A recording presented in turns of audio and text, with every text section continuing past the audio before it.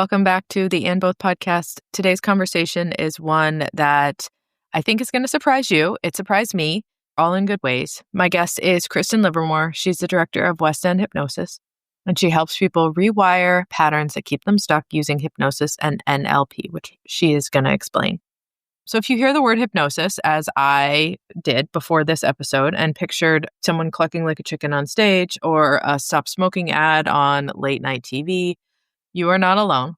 It's not what Kristyn does, though. She has come into hypnosis through her own story of trying a lot of different things and ending up here and having it make a difference. And so in the episode today, we talk about what hypnosis really is, what it isn't, how it works in everyday life, and why it can be such a powerful resource for moms navigating stress, overwhelm, and the nonstop pressure of doing it all. She gives us a simple ways to think differently about patterns, perfectionism, and the pressure we put on ourselves. And it's a really practical, down-to-earth explanation of what it is, how it can be a different option or an alternative resource for people to try. And I will say that I was absolutely fascinated by the whole thing. So, without further ado, here's Kristyn. Welcome to And Both, a podcast about what it really looks like to put yourself on the list while raising kids and doing all the other things life asks of you. I'm your host, Ashley Blackington, and on this show, you'll hear conversations with moms who are figuring it out in their own ways, plus a few solo episodes from me from time to time. It's not about having all the answers. It's about sharing stories, learning from each other, and knowing we don't have to choose between either or when we're living in the middle of and both. Let's get into today's episode. Hello, and welcome back to the And Both podcast. My guest today is Kristyn Livermore. Kristyn, welcome. Thank you. Thank you so much for having me, Ashley.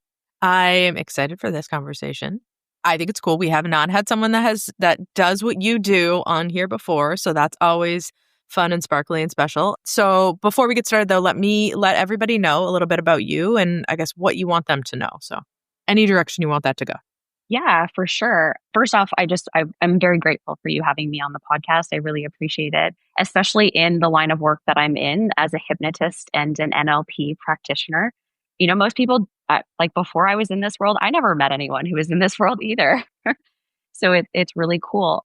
I'm the director of West End Hypnosis, and I got into hypnosis because I needed a hypnotist. So I came to see a hypnotist, and it was so powerful for me in the changes that I was making. I lost 80 pounds actually, and had put on 100 having my two children, and really had just gained this like self-confidence and this self-acceptance that I never even knew was possible.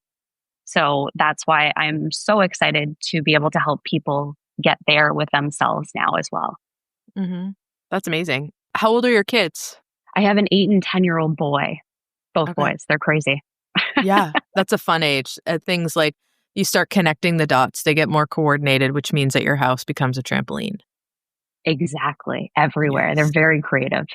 Yes, exactly. I know. I have a 10-year-old now and a 7-year-old, and then an older and younger one. But my 7-year-old was a girl I found in the doorway the other day. And when I say in the doorway, I mean she was actually like arms up, legs up in the doorway. And I turned around, she said, "Hey, Mom, look." And I thought, you have gymnastics tomorrow. Do you think that you could wait and do that there? So she was like spider monkeying. Yeah, it's just spider monkey child. Oh my gosh. That's awesome. That's such a fun age because then they're starting to get really curious about things and they can go deeper into conversations and topics and they're just super curious. Yeah. And it's so funny because a lot of clients who come here, we're actually wanting them to step into a child's model of the world in this curiosity.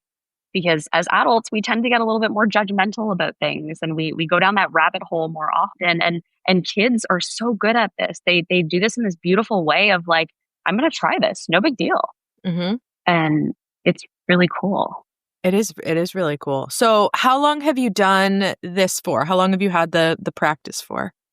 Yeah, so I've owned West End Hypnosis for 7 years. And then prior to that, I was a client of another hypnotist. And I still am a client of another hypnotist because we say to our clients, and you know, I say to myself as well, if you're in the bottle, you can't always read the label. Mm-hmm. So I will forever have a hypnotist reading my label just to give me feedback that I can't necessarily give myself. Yeah.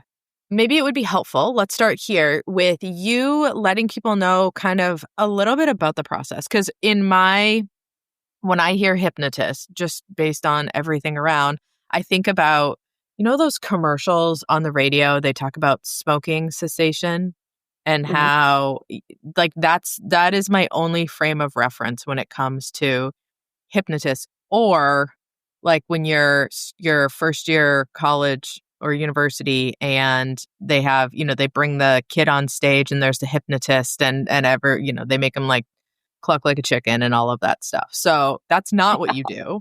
100% confident that is not what you do. But yeah, maybe if you can tell people kind of a little bit about the hypnosis that you do and what that is like. Yeah. And I think that's a really good point because a lot of clients come in and they're like, you're not going to make me cluck like a chicken, right? You're not going to put a little, necklace in front of me and get me to do things I don't want to do. And then that is, I guess, a bit of a stereotype of it, but it's Oh, also somewhat true. So I am a stage hypnotist as well. So I do the stage hypnotist, like helping people cluck like a cool. chicken. But hypnosis is all about suggestibility. It's all about suggestion. So even while you're watching a commercial that's making you sad, you don't tell yourself like, I want to cry. You just automatically cry because what you're seeing is suggesting you to step into that mood, into that energy, and you're going into it. And reality is all hypnosis is self-hypnosis. So there's nothing we can do or say to anyone that they don't actually want to do. So we start with a screening process with all of our programs, and it's really important to have that put on the table and to be very clear that this is the person, the client, myself, you, whoever is looking for the help, who's making the changes. It's almost like, have you ever been to a museum? Hmm. So at the museum, they have tour guides, and if you want a tour guide, they show you, around. I was just at the Toronto Zoo with my kids in Halton in Burlington area. We have the first day of school as a PA day. Awesome. Right, right. So we went to the zoo, which was awesome because it was dead. No one was there. And all of these tour guides were available there. A lot of them are retired, looking to chat with people.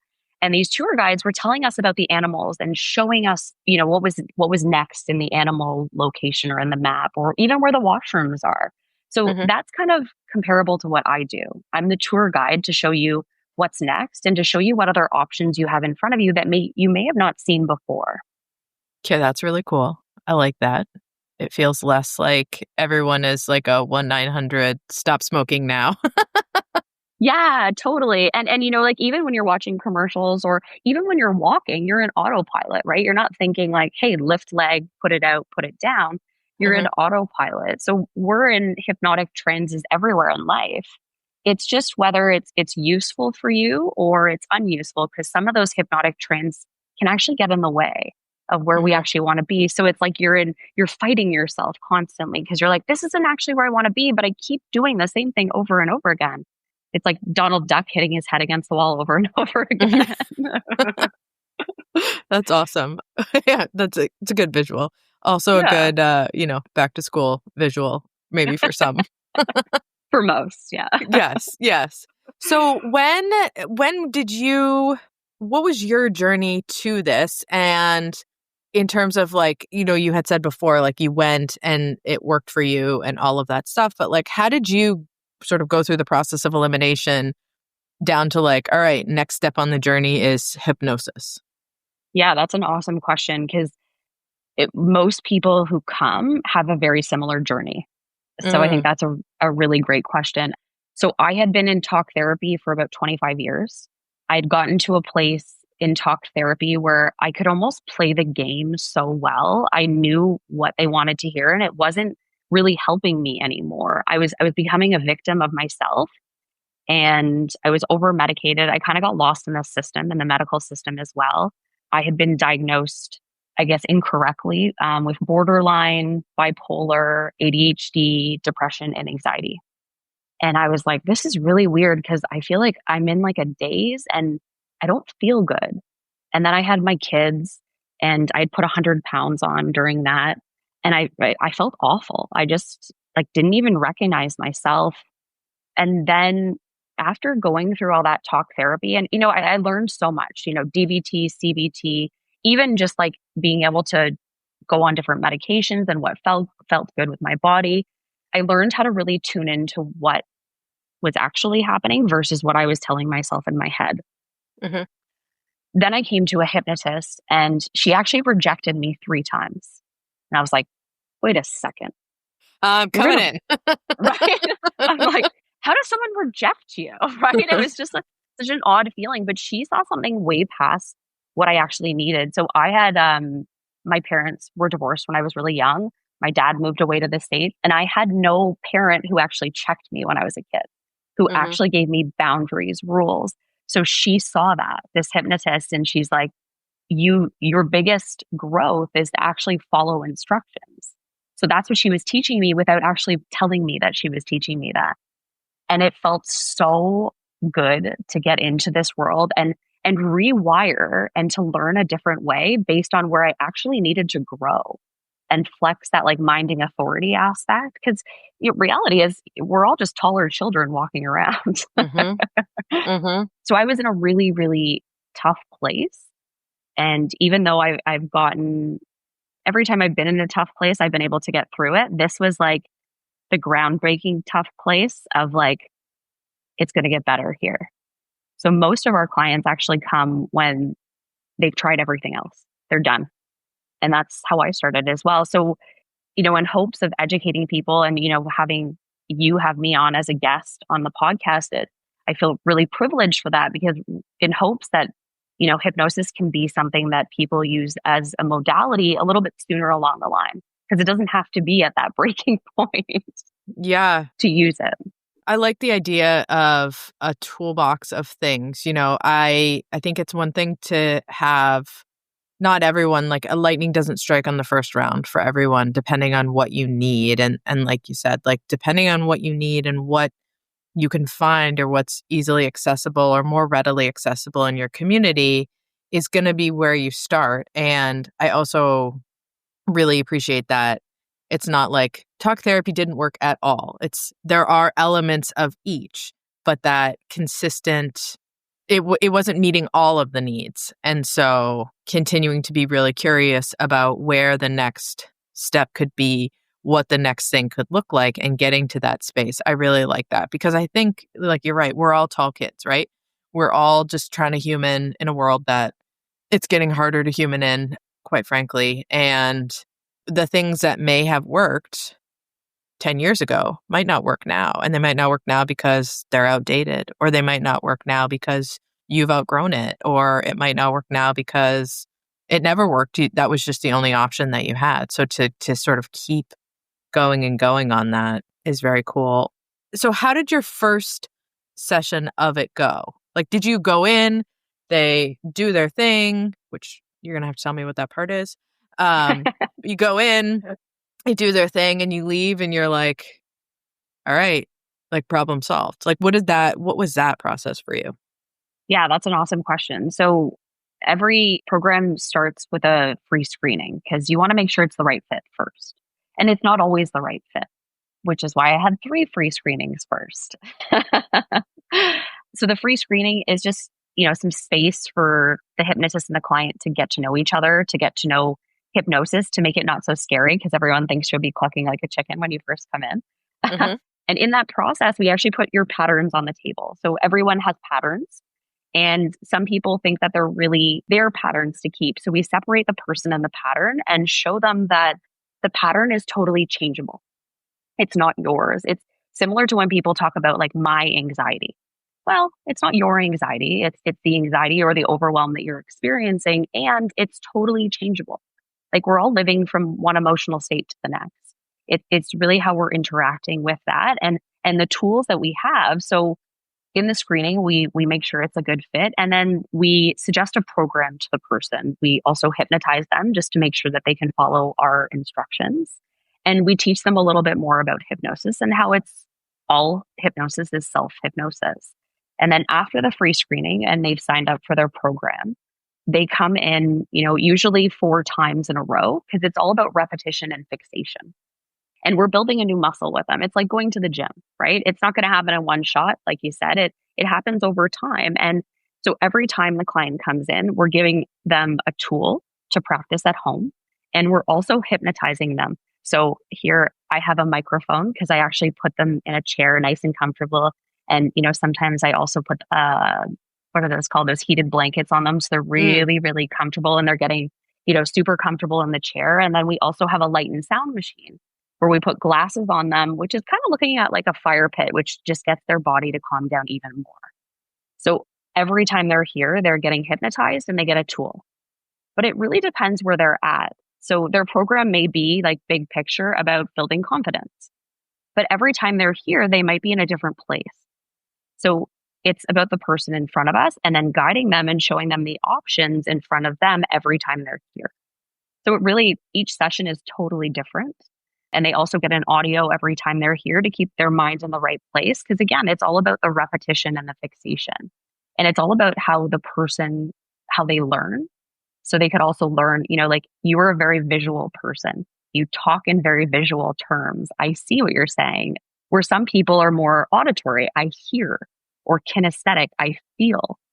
So I'm also matching and pacing how they talk. So I can lead them in a different way to show them that they have more options and they can feel safe. Because reality is at a nervous system level, sometimes we're in fight or flight based on something that happened way back in the past. And we're just living every day like that, which is exhausting. Mm-hmm. It's just rewiring to make your body feel safer and notice the options in front of you. That's very cool.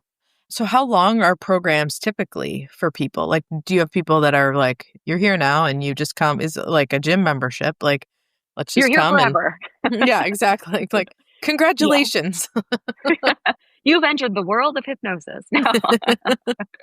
So yeah, how long do people come in? People ever like, they come in for a couple months, they get sort of like everything's good and then they go off and then they come back? Like, what does that kind of not typically look like, but what can that look like? Yeah, so it depends on the program. Like stop smoking is our shortest program. It's 3 sessions. So you're here, twice in 1 week and then 1 week after. Usually stress management, you're here for a couple months. You're here, every week and then we spread them out and then we spread them out a little bit more. And then you're out the door to take the tools and to use this new way of looking at things in your own life. So I Mm-hmm. guess that would be the biggest difference between talk therapy is I felt like there was no end to talk therapy. Actually, my last talk therapy session, my therapist, because I was also doing hypnosis at the same time, and she was like, well, I don't know if we have anything else to talk about. So I guess there was an end Mm-hmm. at that point. But these programs are designed for the person, the human being to be able to live their life this way. And a lot of our programs come with a guarantee. So if they need a reset or a check-in, they come back for free, no questions asked. That's cool. I like that because yeah, I think that sometimes the fear in maybe trying something new or different is that, I think that something like talk therapy has been around for long enough that people just feel like, you go in, you pour yourself onto the leather couch, you like yada yada yada. And I'm not making light of this. I go to therapy every week and I love it and I'm going to go forever. Yeah, But that's exactly. some of us, that's just our jam. And I have just accepted that when my therapist retires, I'm not sure what I'm going to do, but she's a long way off on that. So that's helpful. But I think that there can be fear around the idea of like when you get into things that are outside of things that are sort of like widely understood or known about, is that people feel like you're on this. It's like being on a juice cleanse forever. It's just like another thing. And now all of a sudden you've got to get up, you've got to do journaling and you've got to do meditation and you got to drink the hot water and you got to do this. And you have like a 19-step process to get out of the house, which the people that listen to the show are primarily moms, primarily women. And it's like, I have a 9-second process to get out of the house, which is like, remember to put my pants on. And then we go. Yeah. And that's really important too, because you don't want anything to be difficult. We don't have time for difficult. Mm-hmm. So it's really integrating this into everyday life. And our biggest program is weight loss, and we get a lot of clients in here being like, I didn't realize weight loss could just be like a lifestyle change, because we all know how to eat well, we all know how to exercise. It's not rocket science. Mm-hmm. It's sometimes the patterns in our mind that are getting in the way. So we're reframing things and rewiring things to have you interact with food in just a different way. And sometimes that takes 6 months, sometimes that takes 8 months, sometimes that takes a year. no big deal. But it's also, like you said, it's a lifestyle. It's from now until the rest of your life. It's not something that we want to put on your plate that's making it more difficult. This is supposed to be fun and enjoyable and give you relief. Yeah, I mean, when you're talking about your basic needs, right? Like you've got to eat to live, and you can live to eat, and you can enjoy all of these things. It's just how are you doing it in a way that is meeting the needs and helpful for you specifically. So at what point in your interaction with hypnosis and learning and going through the process were you like, I want to do this all the time? Because what did you do before this? I can't remember if you said that or not. Oh my gosh, I feel like I've had every single job that you can think of. So I was a flight attendant for Canada for a bit. Mm-hmm. I was in sales with like Kraft Heinz, Energizer. I actually met my husband selling beer on a dock. Yes. So I was a Molson Coors rep as well.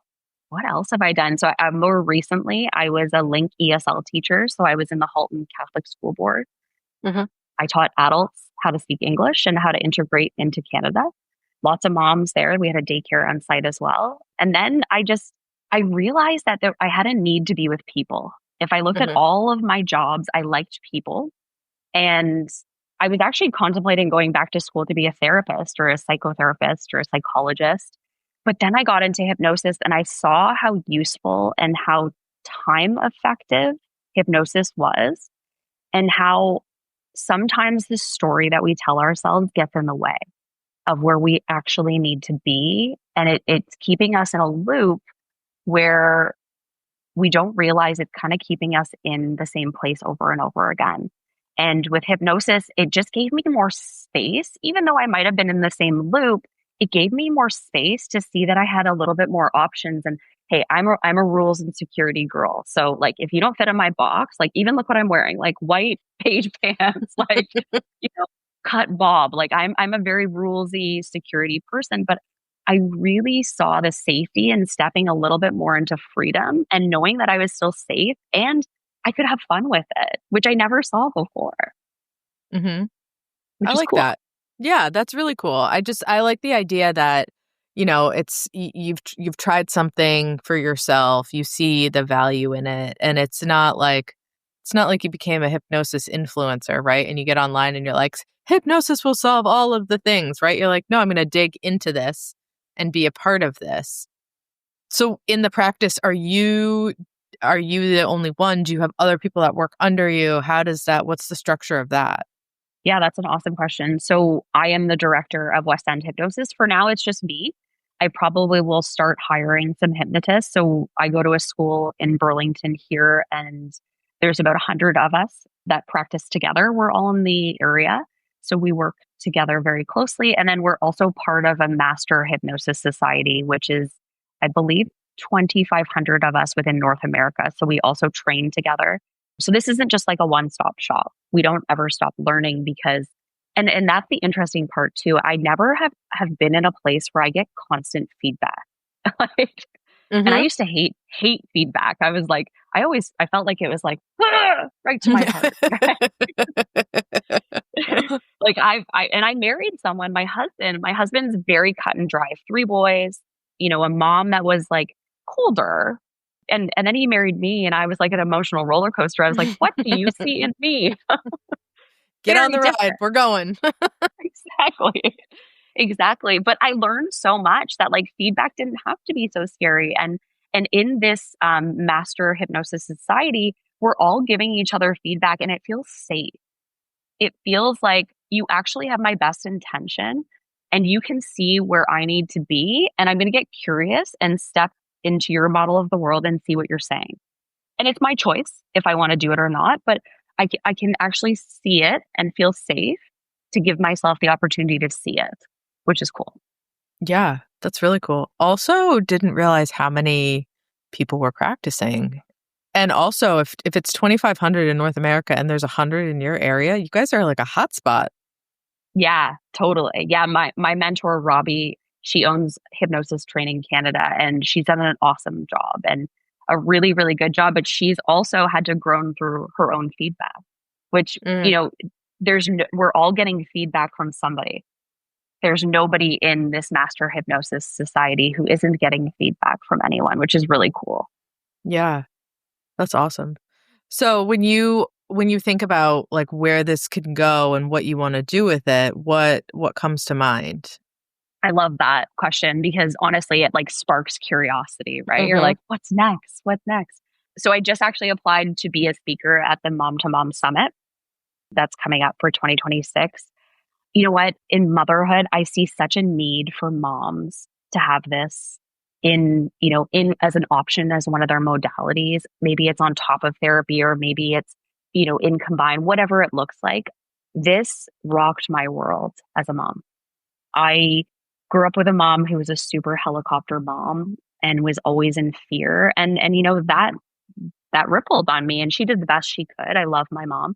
And I also had some like, woman hear me roar stuff that came into my marriage that wasn't useful either. So there were some patterns that I brought into my life that were really getting in the way of my happiness and me passing it down to my kids. And I guess that's my biggest motivator. And I'm sure you can probably attest to this too. And all the listeners, our biggest motivator are those people watching us, those little eyes that are constantly watching us do life. And what I see next is just helping more moms. That's my true passion, is helping moms see that they have other options. Because as moms, we people please, we take care of everyone else and forget about ourselves. But then there's the other side to that loop where we get into resentment, shame, guilt. Take care of everyone else, resentment, shame, guilt. And we just loop and loop and loop there. And, I've been there and sometimes I go back there and then I can reset myself out of it or get feedback. And there's such a positive intention of taking care of other people, but there's also a really awesome part of taking care of yourself and then being able to give more to the people around you. And also model for, daughters or sons that women don't have to fit in this box for the rest of eternity. They're allowed to take care of themselves and take care of other people as well. It's like this back and forth. And hey, maybe there is times that we need to give a little bit more, but then if we, map it out a little bit, there's also the times that we can take care of ourselves. It's just spotting it out on the timeline almost. Yeah.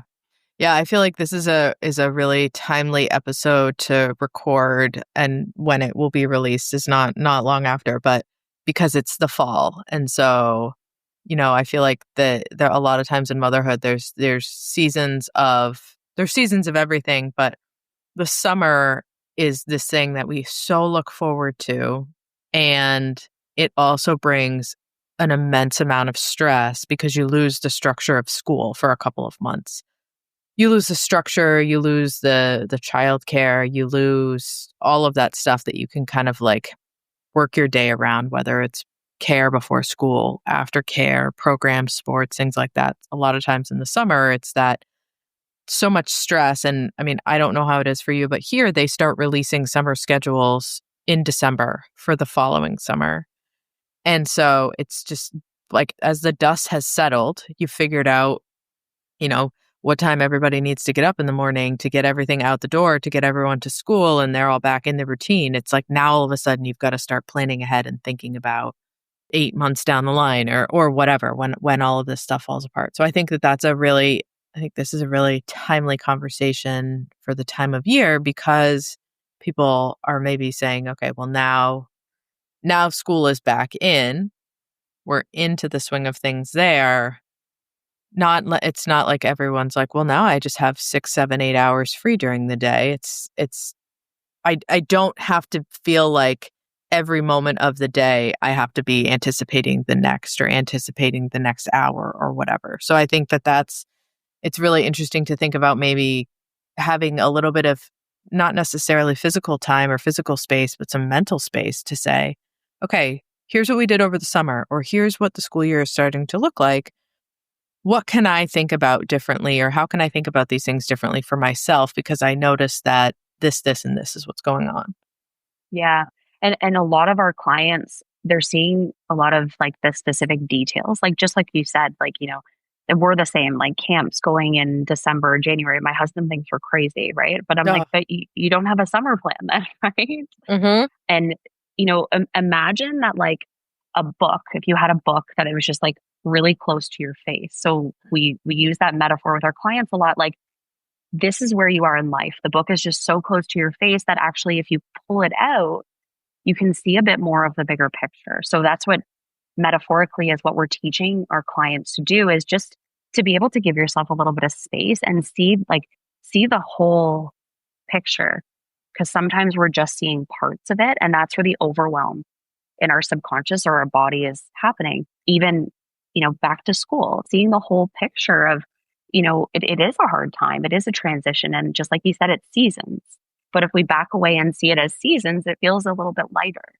But it's not always our first reaction to see it that way. So we're teaching people how to respond and how to create space, and also just to see the whole picture.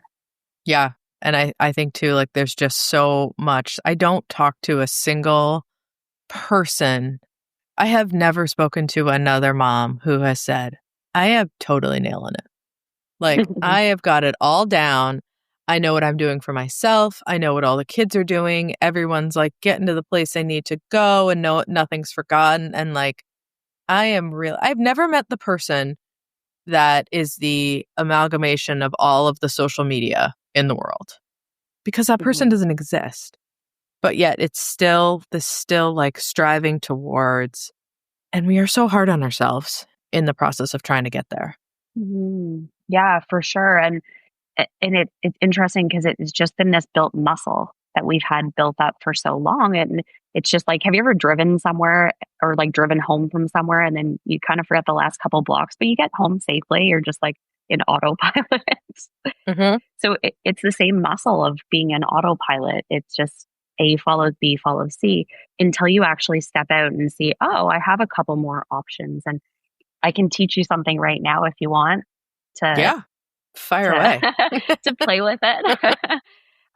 So I want you to imagine that you have a volume dial. Okay. So, in the car, when you have a volume dial in the car to turn up the music, if you really like the music playing, you can jam out to it. Or if you don't want it, you can just actually turn it down. So whenever you feel, is there something in your body that you feel with pressure in your life? I think that one of the things is always getting to the places you need to go in the time that you need to go. I think that there's a lot of pressure there. Like, some of it's self-imposed, and some of it is definitely like, I have 4 kids that sometimes need to be in different places nearly the same time. And it's like, will I that feeling of like, am I going to make it there on time? And like, I don't want to be late for them, but also like, I can't run over the 6 cars in front of me to get them there on time. Yeah. And what if being late actually taught them something pretty cool about life, that you can't be on time for everything, right? And it's a human thing to be late for things. Yeah. So something that I often do is I imagine turning down the pressure on myself, just like a volume dial. Just like if I was to hear music, I imagine like physically turning down the pressure. And then sometimes I need a little bit more pressure to get crap done, because I can be lazy sometimes. We all can, right? And then sometimes I imagine actually turning up the dial. So when we're getting into our senses, we're getting out of our head, which is really also expanding the picture of what's going on around us. And I think it's really cool that we can teach our kids that we're all just humans bumping around, trying to figure stuff out. There's no perfection. Actually, one of the tests that I recently gave one of my clients was make lots of mistakes. And that wasn't easy for her, but she was really hard on herself, and she was a perfectionist. And she realized that like the sky was still there when she still made mistakes, and everything was okay. But it gave her the human experience that she was allowed to make mistakes, and everything worked out. And sometimes it actually worked out even better that she was late for something. Maybe there was an accident that was there. So some of this is also just surrendering into life, because you're right. Sometimes it feels like we're like running from a bear. Ah, that bear's behind me. It's the email thing, right? It's like my central nervous system needs to know the difference between running from a bear and replying to an email. Yeah. And I love that you say it's literally your central nervous system. It's your subconscious, just an autopilot. That's it. Yeah. And it's totally possible to rewire it. Yeah. And I think too, like, this generation of parent is like, we know the things that we need to do or that we want to do, right? Like, we want it to be different for our kids. Yeah. And so when you're talking about like when we are running late to something, I know I find myself on the outside being like, it's okay. We're going to get there. But on the inside, you're still like, oh crap. Like we have to get there. I know we have to get there. Oh, this feels terrible, yada, yada. But on the outside, you're like, it's going to be fine. And everything happens and yada, yada. Cause you don't want to transfer that on. Like you had said earlier, like we are a product of our environment, love it or lump it. And the conversations that happen when we're younger. And I think our generation recognizes that. And so it's how do we have those conversations? How do we separate that? How do we separate our own stuff from the stuff that we want our kids to have? Like some of my kids are like, sure, whenever we get there, we get there. And I'm like, what a gift. What a Mhm. gift. I'm sweating. And the cool thing is we can learn from our kids too. Like I learned Mhm. so much from my kids, sometimes just to laugh or, if I'm really frustrated about something, one of my kids will start putting on music and I'm like, okay, fine, I'll dance with you. Right. And it totally I surrender. changes. Yeah, it totally changes. And it totally changes my mood when I'm moving my body or dancing to music. Right. And then I can still go back and be frustrated, but it gives me a little break and shows me the bigger picture in that moment. Hmm. And I get it. I get that, sometimes internally we're freaking out and externally we're showing everyone else what we want to see. But I wonder what it would be like if they both could match, Yeah. because it is possible for them both to match. Yeah. I think too, like there's a big awareness piece that you've talked about is that in the autopilot component of this is like we feel the way that we feel and we're in these patterns that yes, we're doing this stuff on the outside. We feel this way on the inside, but we just sort of like that is what it is, right? Versus how do we change how we think about that and how we move forward. So I think I'm totally fascinated by this. I did not expect to be I don't know. I had no expectations. Not good, bad or ugly, but I just think it's a really interesting different way to look at things. Mhm. Yeah, it's very cool. For your own self, like how do you have the practice and how do you like what are the things that you do for you? Like you said you have your own hypnosis like program that you're on and you go in and see people. Like how do you manage all of these things? Yeah, that's a really good question. So I always go back to my hierarchy. So I'm like, okay, what's most important? Food, water, sleep. Like we talked about the basic needs. And so I make sure that those are always in place. And I set up a rhythm for myself, kind of like if you believe in anything spiritually, like I have some sort of like process that I can connect myself easier in every day. And in my hierarchy, like some of the most important things are when my kids still want to hang out with me, I want to be there for them. So my practice is only 2 days a week right now because I want to be able to pick up my kids. I want to be able to drop them off. I also want to be able to attend their school trips. That is my top priority right now. And when I can go, like there's a course almost every weekend here in Burlington that I can attend, and I can attend as many times as I want for free, which is awesome because I'm always learning something new. But I look at my calendar, I see what's happening with my kids, I see where my husband's also very busy, and I plot myself in as much as I can, and sometimes I've got to restructure that. But I put something in the calendar and then I send a calendar invite to my husband. Whether he declines it or accepts another question. But I make space for myself in the calendar. And I Hmm. think that's really important because even, from teaching, I was only teaching in the morning during the kids' school hours. And then I felt like I didn't really have any time for myself. And I was trying to do this business on top of that. And I just felt totally, totally run down. And then I realized that, like, oh, maybe I just need to jump into this more full time. And then I was just doing it during the kids' school hours. Then, I had a conversation with my husband. I said, hey, what do you think about me doing, 2 days, but like me not being at home those 2 nights? He's like, yeah, no problem. I'm like, really? It was kind of shocking at first. So I guess there's that, that blend between being with my family, but also knowing that they're going to be okay without me. And when I'm not around, they're going to miss me. And they're going to see that I'm doing something that I'm passionate about and I'm purposeful about. And then I have something at the dinner table to talk about that's for me. Yeah, you're not part of the wallpaper. You're not the furniture.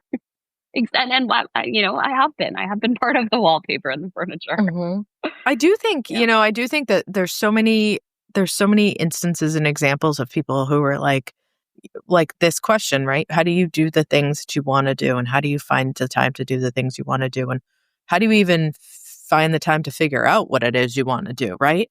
And people are like, well, I realize that I need to ask for the time or I need to make the time, depending, right? It's like if you have a partner that travels internationally 5 days a week, you can't be like, well, now I do this, right? There has to be an ebb and flow or some trade-off or whatever. But it's when people get creative or get realistic about where they're at and then create the space in however that happens to be able to pursue the things that are for them.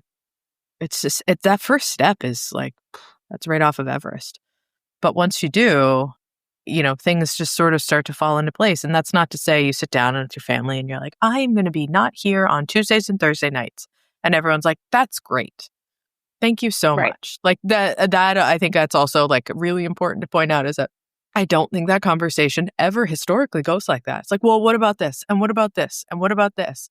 And those are all those opportunities where we can say, oh yeah, no, it's just now is not the right time or now whatever.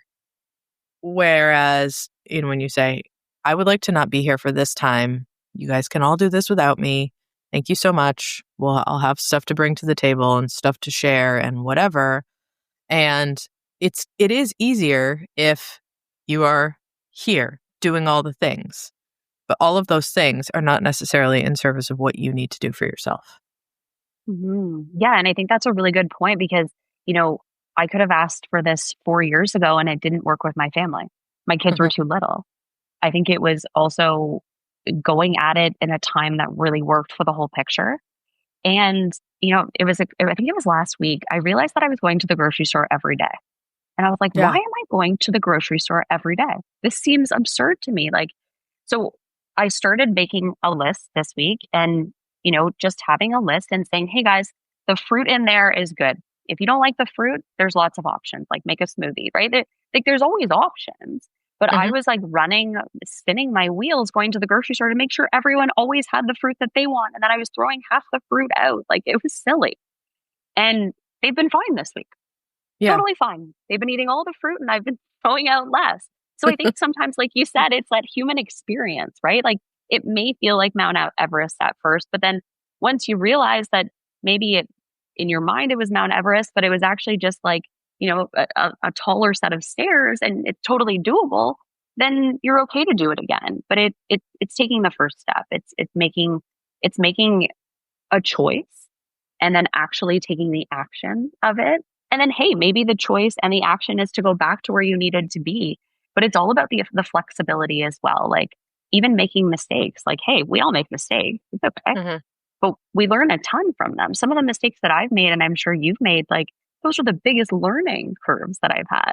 Yeah, and for sure. Right? Like I wouldn't be the same person without those mistakes. And it's pretty cool to have had them. In the moment, I hated them, but now I'm thankful I've had them. Still look back on a few and you're like, oh gosh, that one still hurts a little bit. Yeah. And I think too, also like given the fact that people listen to the show have kids of all different ages, this also always has to come with a caveat that you said is that it has to work for that time in your life because there's such a variability in need and a variability in resources and all of that stuff that I think that sometimes people are I always worry about people that have like really, really young kids who feel this pressure to be doing all the things all the time, all the way. And, every person that I have spoken to that has kids that are older, right? Kids that are like 6+, I would say, once your kids go into school, it's like, you can look ahead to see someone and say, oh my gosh, like this person is doing all of these things and this is so great. I should be doing all of those things because then I will be doing a good job if I'm doing this. And I have not met a single person who is at that end of like school age kids or kids that are, a little bit older, high school, whatever, who is like, I definitely wish that I crammed what I'm doing now into that period of my life. And it's really that acceptance of phases, right? Like you don't have to have a baby and start a business 3 weeks later and do that and do that and do that. It's really that idea of being honest with yourself and where you're at in life and really accepting that you don't have to be doing all of the things all of the time to be doing it right. And I think that's really important, especially with social media, right? Like Yes. we see everyone with social media, and then we get into this like competitive space of like, I should be doing this, I should be doing that. And it's really important to meet yourself where you're at because it's not realistic. I have a friend right now who tried really hard for a second kid, and she's going through all the hormone stuff. Her baby's just over a year, her son's just over a year now, and she's beating the crap out of herself. And hormonally we change so much, and it's just not realistic. She's running a business, and it's just not realistic, and it's really hard for her to ask for help. And I think that's also something that's really hard for us as women is to delegate, to Mhm. ask for help, especially if we need it. And it's a really important part to be able to take care of ourselves is asking for help as well.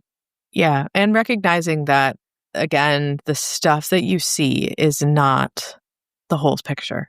It's like 1%, right? Like Yeah.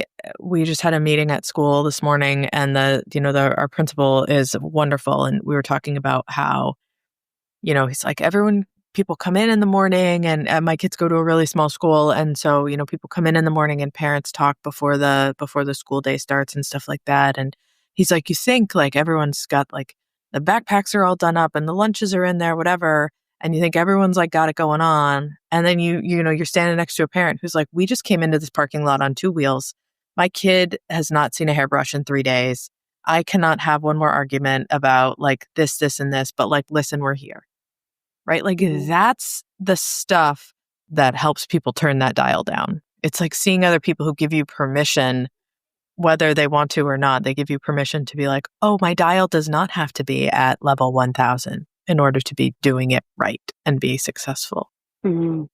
I think what you do in terms of like just offering a different way. And I think too, like sometimes that has a lot of benefit for people because there are so many things that live in service of the same goal, but they overlap so much. And I feel like with hypnosis, it's totally out of the box for a lot of people. And, like their frame of reference for it is going to be completely different than a lot of other things, right? It's like yoga, meditation, journaling, hot water, mindfulness, all of that stuff. People are like, oh yeah, like I get it. It's like a big five, sit on the couch, drink the thing, we feel better, yay, we're calm. Whereas this has elements of that, but you're getting to it or you're getting through it or you're whatever in a very different way, which I think is very, very cool.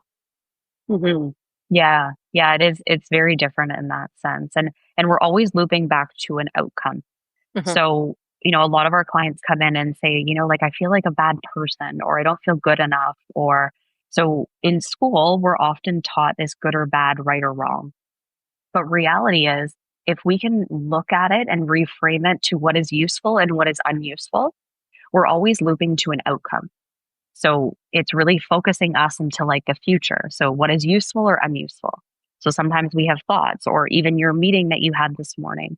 That was a really useful meeting because it gave you the bigger picture of just every family in the school. It wasn't necessarily about good or bad or right or wrong. It was useful for the outcome. Mhm. And even if we could just make that subtle switch of saying what is useful and unuseful, it's really helping you loop to what is the point of what you're doing in the moment. Very cool. Very, very cool. Well, let people know where they can find you and connect, learn more, all of that stuff. Do you see people, is it only in person that you see people or do you see people online as well? Nope, both virtually and in person, they both work just as well. Oh, very cool. All right. No chair, no stopwatch necessarily, or whatever, pocket watch. As long as you have a comfortable place to lie down and I can see you breathing, that's all that matters. All right. That's very cool. That also unlocks a lot of opportunity for you. You're not like, I mean, if it's you and 100 other people in Burlington who are looking, I mean, Burlington's big, but it's not necessarily that big. So that's a cool business piece too. But where can people find you on my tangent? For sure. On your tangent. I love a tangent. We also do a lot of like free talks too. So we go into schools, we talk with teachers as well. So big picture, we're just trying to get out to as many people and teach as many tools as we can. You can find me at www.westendhypnosis.com or .ca. Either or will work. You can call me. My cell phone number is 416-666-1457. I swear I'm not the devil. Brave. I know. It's been a long time with that number. I can't get rid of it. Yeah, no, you can't. Right? And my email is info@westendhypnosis.ca, or all this contact information is on my website, social media, West End Hypnosis, Instagram, Facebook, YouTube, TikTok. Trust me, you'll find me. There's a pigeon. Just send a pigeon carrier. You'll find me. I love it. I mean, yeah, you kind of have to, even it's like that's the deal with the devil right there. It's like, I want to have a business, and I want to talk about, being connected to yourself. But like, also I have to get into bed with social media in order for people to be able to find me. So there's always that layer to it. But totally. I think this is really fascinating. Thank you so much for coming on and sharing. And I'll put everything in the show notes for contacts and things like that, so people can find you and what you do. And so very cool. Yeah. And thank you so much for having me. And, if I could leave one last word with all moms out there, you're just a human being, just like everyone else, and bumping around in our bumper cars. We're all humans, just here trying to better our lives. So if you can do that, great. If not, it's okay. Just keep bumping around in that bumper car. Have fun with it. Yeah. Left, right, right? One foot in front of the other. Exactly. Well, thank you again for joining me today. You're very welcome. Thanks for having me.